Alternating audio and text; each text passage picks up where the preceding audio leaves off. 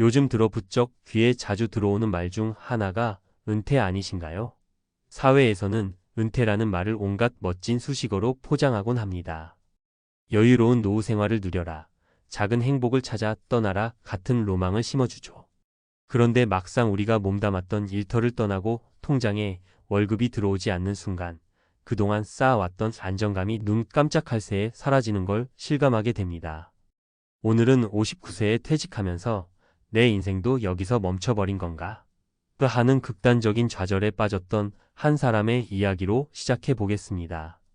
그리고 비슷한 처지에 놓인 분들의 사례를 통해 은퇴 준비가 왜 중요한지, 또 은퇴 후의 삶은 어떻게 꾸려나가야 하는지 구어체로 풀어보겠습니다. 1. 내가 이렇게까지 무력해질 줄은 몰랐어요. 한창 회사에서 일할 때는 그래도 이만하면 괜찮은 직장 생활을 하고 있어 라는 생각이 컸습니다. 매달 꼬박꼬박 들어오는 월급, 성과급이나 보너스까지 붙으면 가끔 가족들이랑 좋은 식당도 가고 친구들이나 지인들 만나면 만만치 않은 비용도 거리낌 없이 쓸 수 있었죠. 그런데 59세에 퇴직하는 순간 그게 모두 달라지더라고요. 처음에는 이제 좀 쉬면서 내 시간 가져야지, 내가 하고 싶었던 것도 해볼까? 하며 의욕이 넘쳤습니다. 그런데 단 한 달이 지나니 느닷없는 불안감이 들기 시작했어요. 왜냐하면 월급이라는 고정 수입 없이 지출만 지속적으로 나가고 있으니까요.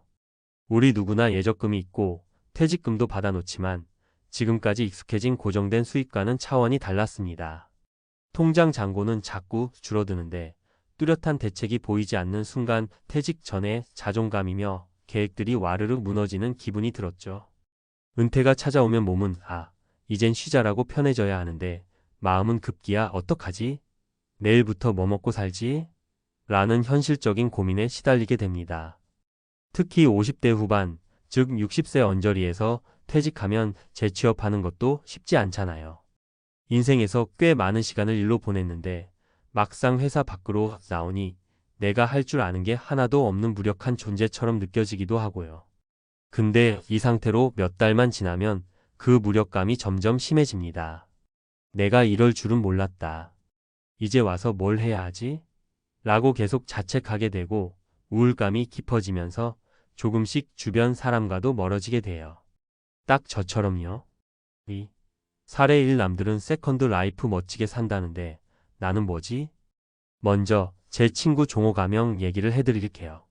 종호는 58세 때 명예퇴직을 한 케이스입니다.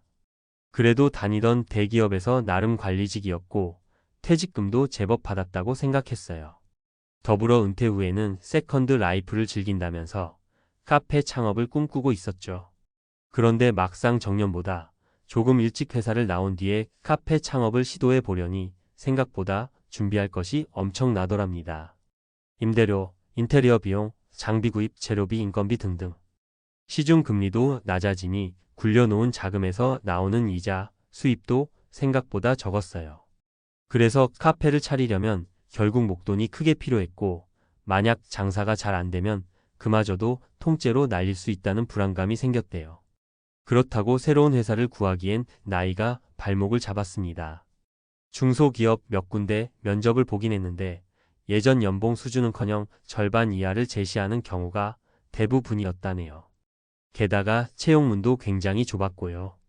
그러다 보니 난 2030년간 열심히 일했는데 밖에서는 아무도 날 찾지 않는구나라는 좌절감이 크게 와서 한동안 술만 마시며 지냈답니다. 그러다 마음을 고쳐먹고 지역 상가 건물을 작은 돈으로 구입해 임대 사업을 시작했는데 생각처럼 잘 되질 않았어요. 공실도 많이 나고 관리비 같은 자잘한 지출이 눈덩이처럼 커지니까 남는 게 없더라고요. 결국 처음에 상상했던 세컨드 라이프는커녕 계속되는 스트레스에 시달리면서 내가 괜히 명예퇴직을 서둘렀나? 그때 조금 더 버틸 걸 이런 후회만 드는 상황에 빠져버렸습니다. 종호가 가장 크게 좌절했던 건 자기가 세운 은퇴 후 계획이 실제 현실과 너무 달랐다는 거예요.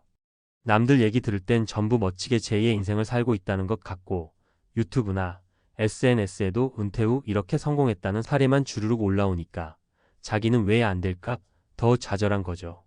사실 그런 성공담도 특정 케이스에 불과하고 실제론 준비도 많고 시행착오도 각오해야 하는데 급하게 마음만 앞서서 뛰어들었다가 여러모로 타격을 입은 겁니다. 3. 사례 2 모아놓은 게 있어서 든든할 줄 알았는데. 두 번째 사례로는 제 선배인 선영 가명 누나 얘기를 들려드릴게요. 이분은 꽤 꼼꼼하게 재테크를 하시던 분이었어요. 가계부도 성실하게 기록하고 젊었을 때부터 적금이며 보험이며 꼼꼼하게 가입해둔 분이었죠. 그래서 정년퇴직 60세이 다가와도 그래도 좀 모아놓은 것도 있고 집도 있으니 내가 대책 없진 않지라고 늘 안심하고 있던 편이었습니다. 하지만 은퇴 후에 막상 살아보니 이 정도 자산이면 여유롭겠지라고 생각했던 것과 다르게 생각보다 돈이 빨리 달아나는 겁니다. 특히 요즘 물가가 얼마나 올랐습니까? 가령 병원비나 약값도 예전보다 훨씬 비싸졌고 가족이 아프거나 긴급하게 돈이 들어가야 할 상황이 한두 번이 아니더라고요. 은퇴 후에는 아무래도 젊을 때보다 건강 문제가 확 늘어날 수밖에 없잖아요. 게다가 자녀가 아직 독립 전이거나 결혼 등 목돈이 필요한 이벤트가 생기면 순식간에 몇 천만 원이 빠져나가기 일쑤입니다.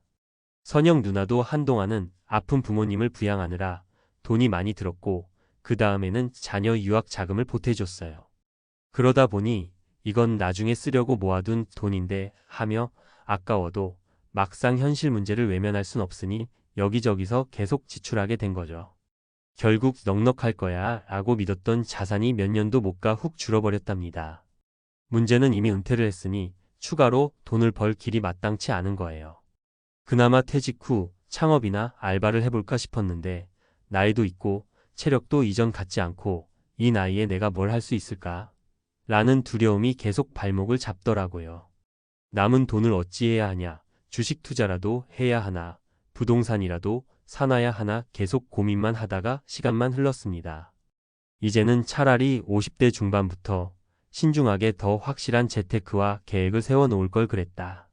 눈앞에 닥치니 내가 생각만큼 준비가 안 돼 있었구나 하고 후회하더군요. 4. 사례 3 준비가 부족하면 관계도 무너진다더니. 마지막으로 소개해드릴 분은 제 이웃에 사시는 박씨 가명 이야기입니다. 이분은 퇴직할 당시에도 그래도 가족들과 행복하게 잘 지내면 되지. 돈이 좀 부족하면 소박하게 살면 되잖아? 라고 생각했던 분이에요. 실제로도 우리 부부가 한 200만 원, 250만 원 선에서 알뜰하게 쓰면 되겠지 하고 호기롭게 시작하셨죠. 그런데 퇴직 직후 어느 날부터인가 부부싸움이 잦아졌대요. 생각해보면 이분은 오랫동안 회사 다니시느라 집에 있는 시간이 짧았거든요.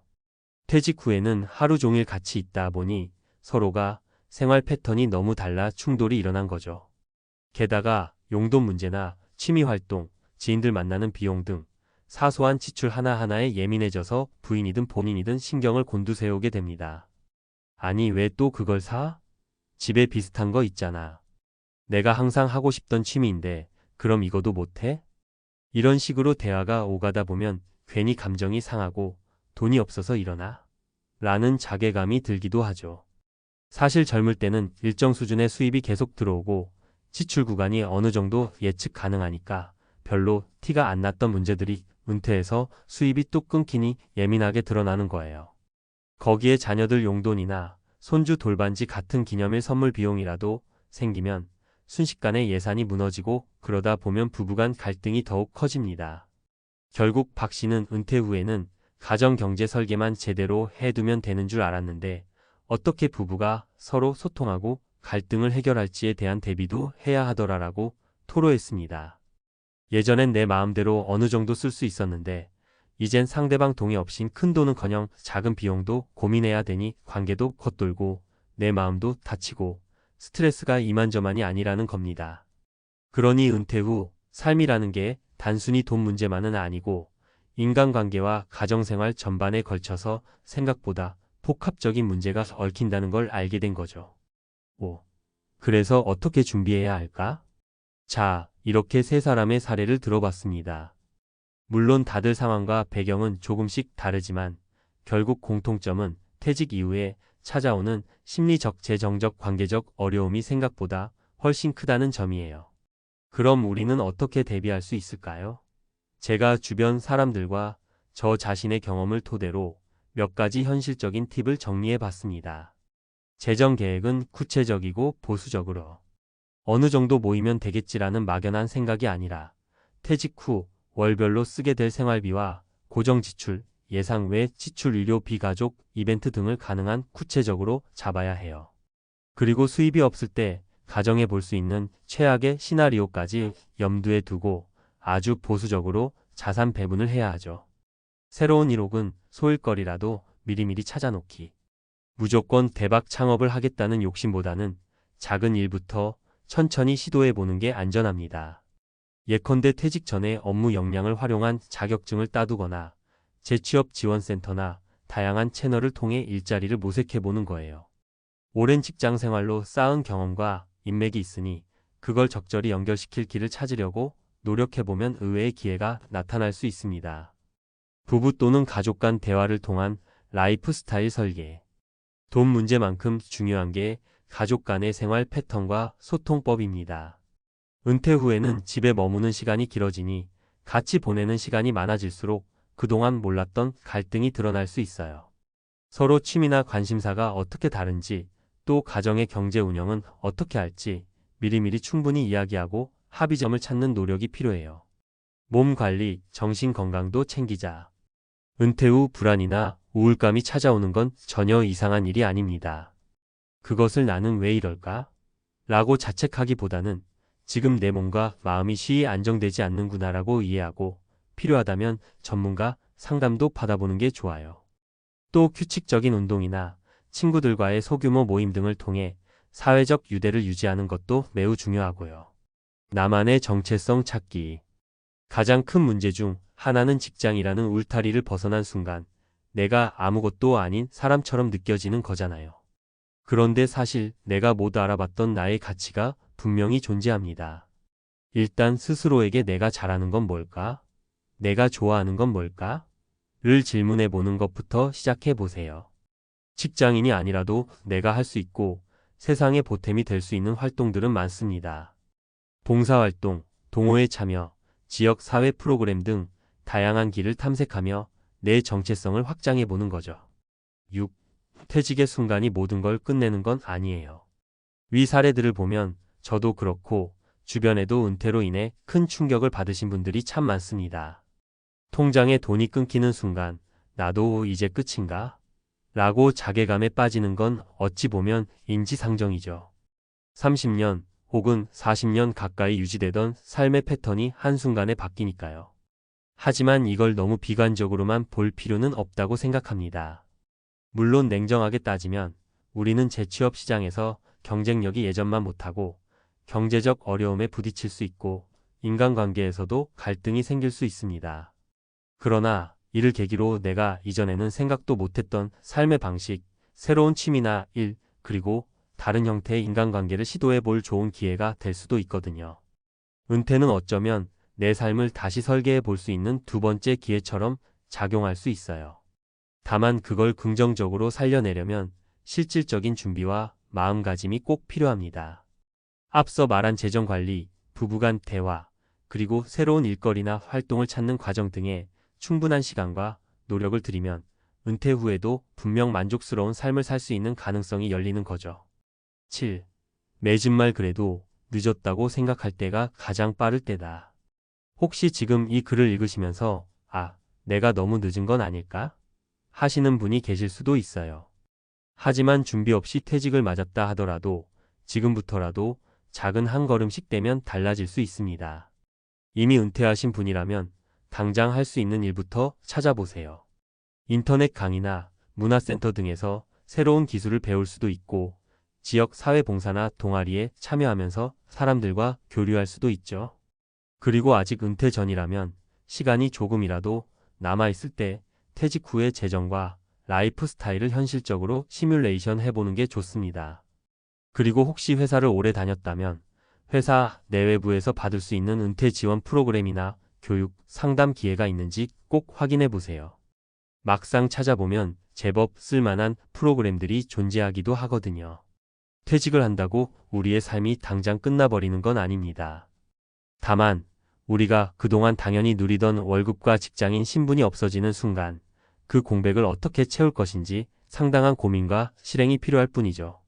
그렇지 않으면 한 달, 두 달이 지나며 급격한 무기력과 불안, 그리고 관계의 파탄까지 경험할 수 있다는 게 지금껏 많은 은퇴자들이 호소해온 바입니다. 부디 오늘 이야기가 은퇴를 앞두신 분들이나 이미 은퇴 후 혼란스러운 시기를 겪고 계신 분들에게 조금이나마 도움이 되었으면 좋겠어요. 통장에 돈 끊기자 인생도 멈췄다 는 말이 현실이 되기 전에, 아니면 이미 멈춰버린 듯한 지금 이 순간에라도 다시금 삶을 움직일 수 있는 실마리를 찾으시길 바랍니다. 늦었다고 생각하는 순간이 가장 빠를 때라고 하잖아요.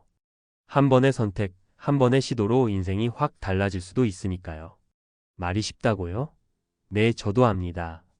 말처럼 쉽게 안 되는 일이 많아요. 그렇지만 아무것도 하지 않고 주저앉아 있기엔 인생이 너무 아깝잖아요. 은퇴는 분명 그 자체로 큰 사건이지만 그만큼 내 삶에 대해 다시 한번 진지하게 생각해 볼 계기가 되기도 합니다. 자, 이제 여러분 차례입니다. 준비된 은퇴는 내 삶의 또 다른 시작이라는 마음으로 당장 오늘부터 작은 액션 하나씩 실행해 보세요. 아무리 작은 걸음이라도 그 발걸음이 쌓이고 쌓이면 분명 안정적이고 풍요로운 은퇴 생활로 가는 길이 되어줄 테니까요.